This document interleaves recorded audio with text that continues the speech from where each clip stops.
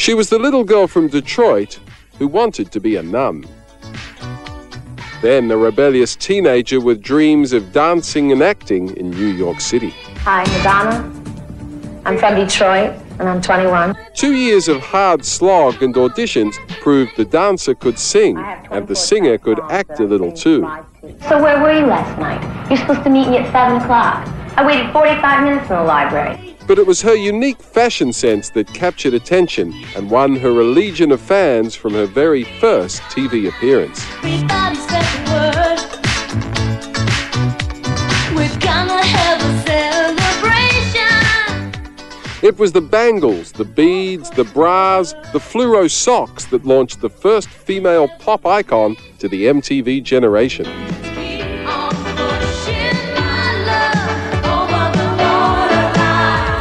She created controversy and tested convention in every conceivable way. She invented new catchphrases like boy toy, material girl, and wannabe, and revisited the glamour of Hollywood to help sell her songs.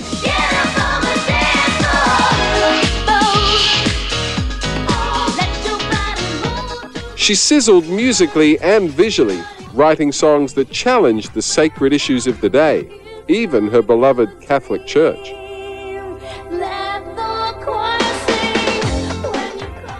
Whilst her musical journey has rarely faltered, Madonna's movie career has been more of a roller coaster. Rebecca, I'll have you out as fast as I can. Not afford one. One will be appointed to you by the state. Frank! Don't cry for me, Argentina. The truth is, I never left you. But above all, her acute business sense, her originality, and her chameleon-like quality have made Madonna into an industry, one of the Forbes richest women in show business. And where plenty of others have fallen by the wayside, her longevity has silenced the skeptics, the result of her artistic and personal conviction, never more evident than her latest musical foray, the album Music, a brilliant mix of pop and electronica, which has already sold around 6 million copies since its release last month, adding to her already awesome album sales of over 130 million worldwide.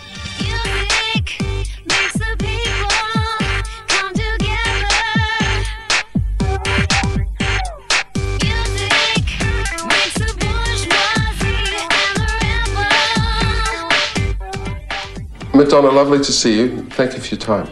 You're very welcome. Congratulations on this new album. I mean, once again, you've pulled off the amazing double. You've made a record which has kept your fans blissfully happy, and yet you've pushed the envelope. How hard is it to find that balance? Well, I don't think I'm really conscious of that when I'm making the record. I just like to keep working with people who are different, who have different sounds. I want to challenge myself in the studio. I don't want to repeat myself. And hopefully in the process, I also make a record that people want to hear. It's not really that conscious. I think it's just trying to do different things every time. But you consciously decide you want to do something different? Yeah, I mean, for instance, I loved working with William Orbit on my last album. I thought he was fantastic, and I was really happy with how it turned out. But when I started working with him again, I thought, this is great, but I want to do something different. So I kind of put my feelers out there for somebody new to work with. This time around, she chose one of Europe's hottest producers, Frenchman Merwe Ahmadzai, known for his experimental cutting-edge technology in the studio. And where languages were different, the music said it all. He doesn't speak a lot of English, apparently, and I don't know how your French is, but is music the international kind of language? It transcends? Mais je parle bien français. No, je parle français très bien. Oui. C'est moi aussi. No, you know what, I don't actually speak French very well, and he doesn't speak English very well, but at first, we had his manager come in the studio, and there was a translation thing going on, which made everything take twice as long, and eventually he learned to speak a little bit more English, and I learned to speak a little bit more French, and then we got to get rid of the manager. No offense to the manager. He's a lovely man. I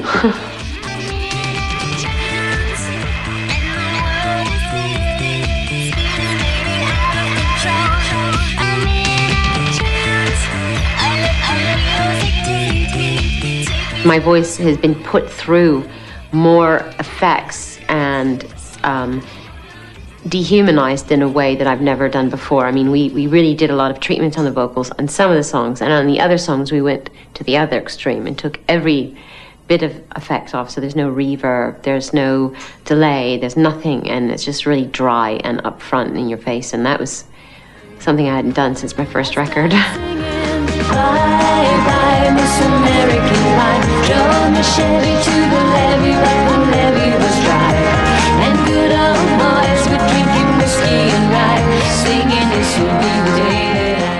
What do you think of the state of the music industry at the moment? Well, I think, everybody keeps complaining, that we've been inundated by all these teeny bopper bands or boy bands or teenager girl singers, whatever. But, it's just, I think it is a reflection of our society right now. And, the consumers are getting younger and younger, and that's what's going on in pop culture. And I think that there's going to be a reaction to it, like there was with the punk movement, I think something's going to happen. It's inevitable. They all cite you as a role model, a lot of the Britney and Christina and all those. Yeah. I'm very flattered.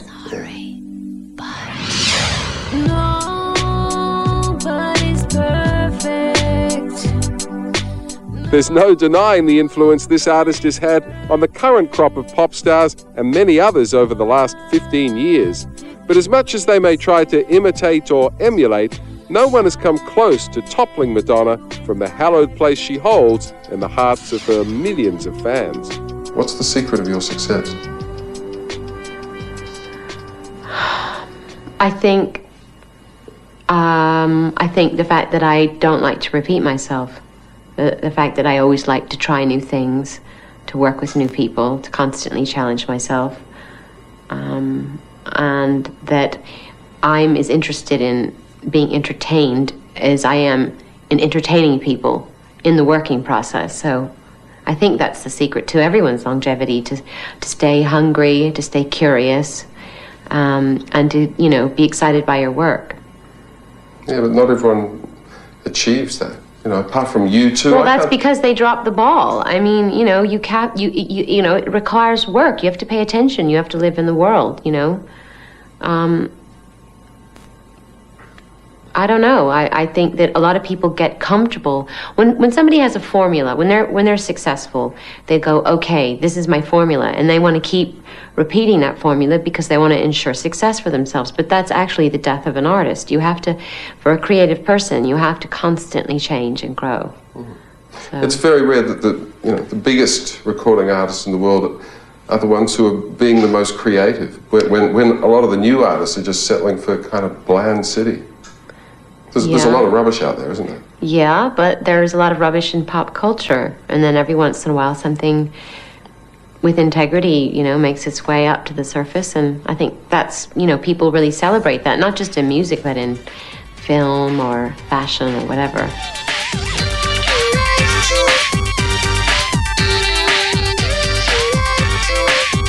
If you could have your career over again, do you think there's much you'd do differently? I don't know, probably, but I don't know.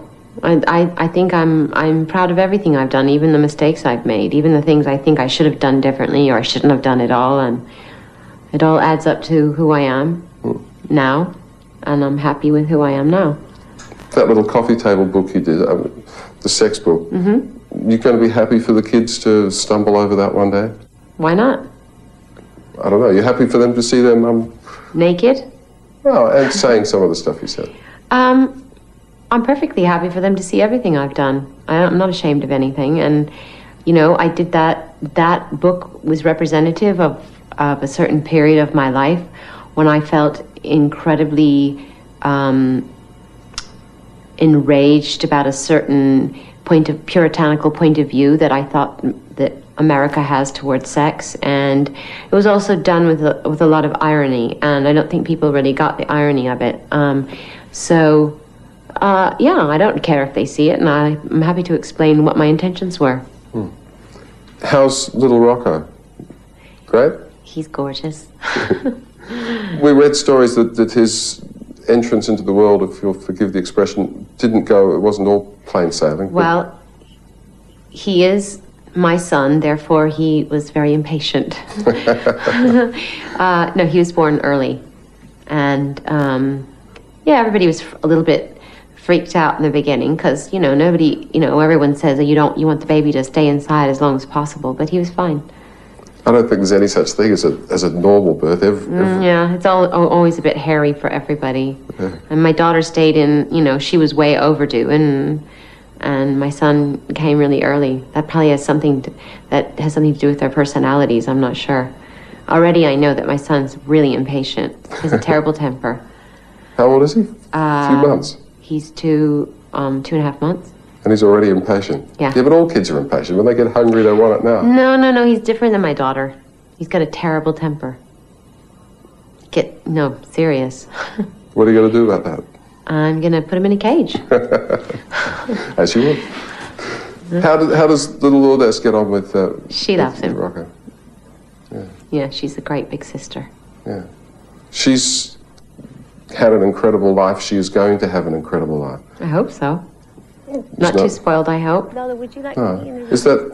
Is that a hard balance to find? I mean, to give her the benefit of all the wonderful things that you can offer her and also to keep her real if you don't know. Absolutely. You know, you want to be careful. I want to give her things that I never had. I want her to have, you know, she speaks French and she takes piano lessons and she does all sorts of things that I wish I had when I was little. But on the other hand, I think, oh God, I don't want to give her too much because I want her to be creative and imaginative and resourceful.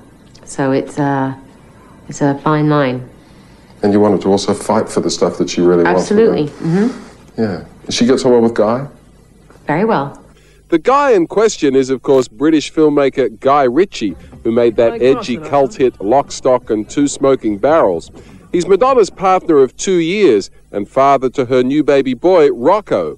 He's tipped to become husband number 2 before the year's out. I noticed that ring there. Is that How could you not? It's so sparkly. Is that the one? Yeah, this is the one. Front page of the Sun, come on. And is he the one? Yes. That must be nice to be able to finally say that. Yes, it is. The English, living in England, you're just spending a lot of time half and half, yeah. We go back and forth a lot. Do they really call you Madge over there? They do in the newspapers. I don't know why. I don't know where they got that horrible name from. Guy never called me that, and none of my friends call me that. It's just like the newspapers call me. It's a nickname thing. I guess in Australia you'd be Maddie or... Ugh, gross. Sorry about that.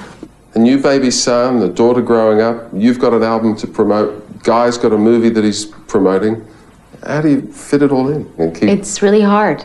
It's really hard. I have, you know, to have children and a relationship and 2 careers, really, and to run my record company and to try and have a social life. And it's hard.